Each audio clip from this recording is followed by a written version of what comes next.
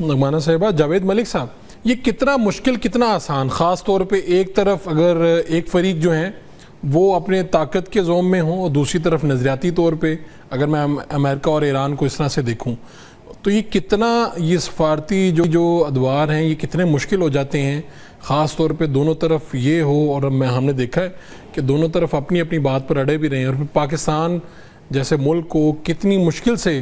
یہ مذاکرات کے میز پہ لانا, پھر ایک دور اور پھر اب دوسرا فیز آ گیا اس کا, اسے کس طرح سے دیکھیں گے؟ جی فاروق بھائی تھینک یو, آپ نے مجھے انوائٹ کیا. میری طرف سے آپ کو بھی, ایمبیسڈر نغمانہ کو بھی, تمام دیکھنے والوں کو السلام علیکم. دیکھیے سب سے پہلے تو میں اس چیز کو ایکو کروں گا کہ پاکستان نے جس طرح سے ایک کامیاب سفارتکاری کی ہے اس کی تعریف تو نہ صرف پاکستان کے اندر ہو رہی ہے, نہ صرف اس لیے کر رہے ہیں کہ ہم پاکستانی ہیں, بلکہ دنیا بھر میں اپریسیشن ہو رہی ہے, چاہے وہ ورلڈ کیپٹلز ہوں, چاہے میڈیا ہو. ہم دیکھ رہے ہیں کہ پاکستان کی پیس ایفرٹس کو اپریشیٹ کیا جا رہا ہے, اور کرنا بھی چاہیے کہ کیونکہ بالکل ایک ہم دھانے پہ کھڑے ہوئے تھے, ایک تھرڈ ورلڈ وار کی طرف بڑھ رہے تھے, ایسی ٹویٹس آ رہی تھیں کہ ایک سویلائزیشن کو تباہ کرنے کی بات ہو رہی تھی. اس موڈ سے آپ نے ان دونوں فریقین کو جو ہے وہ ایک ٹیبل پر بٹھایا. میں سمجھتا ہوں کہ جب فرسٹ راؤنڈ آف ٹاکس ہو رہا تھا تو اس کی کمپلیشن کے بعد گو کہ کنکلوسیو رزلٹ نہیں آیا, لیکن کچھ دوستوں نے کہا کہ وہ مذاکرات ناکام ہو گئے ہیں. میری نظر میں وہ ناکام نہیں ہوئے تھے, سفارتکاری کا عمل جاری تھا, کچھ چیزیں جو تھیں وہ سامنے تھیں, کچھ چیزیں جو ہیں وہ بیک چینلز پہ ہو رہی تھیں اور وہ چلتی رہیں. میں سمجھتا ہوں کہ 2 یا 3 پوائنٹس ایسے ہیں جن کے اوپر ابھی بھی تعطل ہے یا کسی حد تک گلف آف انڈرسٹینڈنگ جو ہے اس کو کرنا باقی ہے. اس میں آپ چاہیں گے تو میں بتا بھی دوں گا. لیکن دوسری بات جو یہ ہے بہت اہمیت کی حامل ہے کہ جو یہ اسٹیٹمنٹ آ رہی ہیں, تند و تیز الفاظ کا استعمال ہو رہا ہے. پریزیڈنٹ ٹرمپ کی جو اسٹائل آف گورننس ہے وہ تھوڑی یونیک ہے, ڈفرینٹ ہے, لیکن ان کی جو اسٹیٹمنٹس ہوتی ہیں ایز این ایمبیسڈر, یا اگر ہم, آپ کو پتہ ہے میرا تعلق میڈیا سے بھی رہا ہے, تو ہم کوئی بھی جب اسٹیٹمنٹ دیکھتے ہیں تو اس کے اندر کچھ تو ریٹرک ہوتی ہے, بروادو ہوتی ہے, لیکن اس میں جو آپریٹنگ ایشوز ہوتے ہیں, یعنی جو مین پوائنٹ ہے وہ یہی ہوتا ہے کہ ڈائلاگ از آن گوئنگ. ابھی بھی آپ دیکھیے کہ انہوں نے آف کورس ان کے جو الفاظ تھے اس پہ آپ کو تحفظ. ٹھیک ہے ملک صاحب, یہ بتائیے گا کہ اس پہ بھی ایکسپیکٹ کیا جا رہا ہے کہ اگر یہ حتمی معاہدے کی طرف بات بڑھتی ہے, امریکی صدر یہاں تشریف لاتے ہیں, تو یہ بھی چہ مگوئیاں ہیں کہ دوسرے جو ممالک ہیں ان کے سربراہان یہاں پر آئیں, شاید اس طرح کا کوئی منظرنامہ ہو, کیونکہ بہت ہی اہم دن ہوگا اگر بات آگے بڑھتی ہے پاکستان کے لیے نہیں پوری دنیا کے لیے. جی بالکل فاروق صاحب آپ صحیح کہہ رہے ہیں. آف کورس ایسا ہوگا تو of course it will be a big news, لیکن اگر آپ مجھے موقع دیں, میں تھوڑی سی میری انڈرسٹینڈنگ فرق ہے اس حوالے سے, کیونکہ میری بات ہوئی ہے میڈیا میں موجود کچھ لوگوں سے, واشنگٹن میں بھی, اسلام آباد میں بھی اور تہران میں بھی, مختلف جگہوں پہ جو لوگ ہیں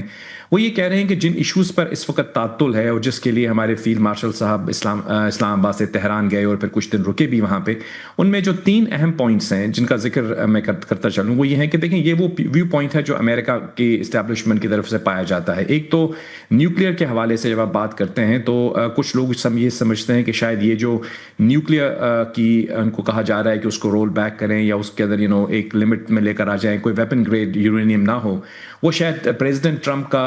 کوئی موقف ہے. لیکن جہاں تک میری انڈرسٹینڈنگ ہے, ایون اگر کوئی اور بھی ہوتا یا ایون یورپ کے اندر بھی, ویسٹ جنرلی بلکہ دنیا پوری میں اس چیز پر کوئی یعنی دو رائے نہیں ہے کہ ایران کو نیوکلیئر پروگرام کو رول بیک کرنا پڑے گا. یہ ایک ریکوائرمنٹ ہے جس کو وہ ریڈ لائن کہتے ہیں. اور دوسری چیز جو میں بتاتا چلوں آپ کو, وہ بیلسٹک میسائل پروگرام ہے. جو بیلسٹک میسائل پروگرام ہے اس کے حوالے سے بھی تحفظات ہیں, بالخصوص جب آپ جانتے ہیں کہ ابھی جب حملہ ہوا ایران کے اوپر تو جس طرح سے اس نے ریٹیلیٹ کیا اور ریٹیلیشن میں اس نے خلیجی ممالک کو ہدف بنا دیا, تو وہ بھی ایک کنسرن پائی جاتی ہے. ہم جانتے ہیں کہ یونائٹڈ نیشنز کے اندر جو ریزولوشن پاس کی گئی, کنڈیم کیا گیا جس میں ایران کے اس ایکٹ کو, اس میں پاکستان نے بھی سپورٹ کیا. اور اس کے علاوہ ایک اور چیز جو میں بتاتا چلوں جس کے بارے میں بہت بات ہوتی ہے, امریکن جو لوگ اس پروسیس کے قریب ہیں وہ یہ بتاتے ہیں کہ کچھ ایسی اینٹیز ہیں, نان اسٹیٹ ایکٹرز, جن کو ایران سپورٹ کرتا ہے, چاہے آپ اس کو یمن میں دیکھیں یا آپ اس کو لیبنان میں دیکھیں یا آپ اس کو عراق میں دیکھیں, آپ سب جانتے ہیں ہم کس کا ذکر کر رہے ہیں. یہ ان کا موقف ہے, میں آپ کے سامنے رکھ رہا ہوں. وہ یہ سمجھتے ہیں کہ ایران کو ان اینٹیز کو سپورٹ کرنا بھی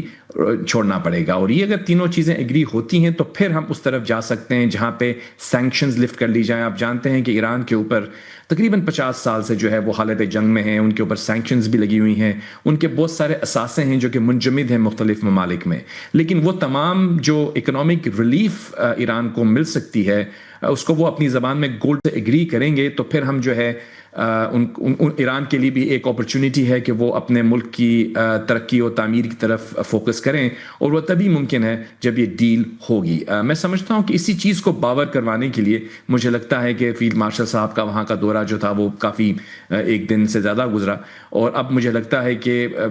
کسی حد تک اس میں یعنی اس گلف آف انڈرسٹینڈنگ میں کمی آئی ہے۔ لیکن اگر ہم یہ کہیں کہ بالکل انڈرسٹینڈنگ ڈیولپ ہو گئی ہے تو ابھی نہیں، ابھی لگتا ہے کہ جو مذاکرات ہوں گے، کیونکہ کچھ لوگ یہ بھی کہہ رہے ہیں کہ اس تمام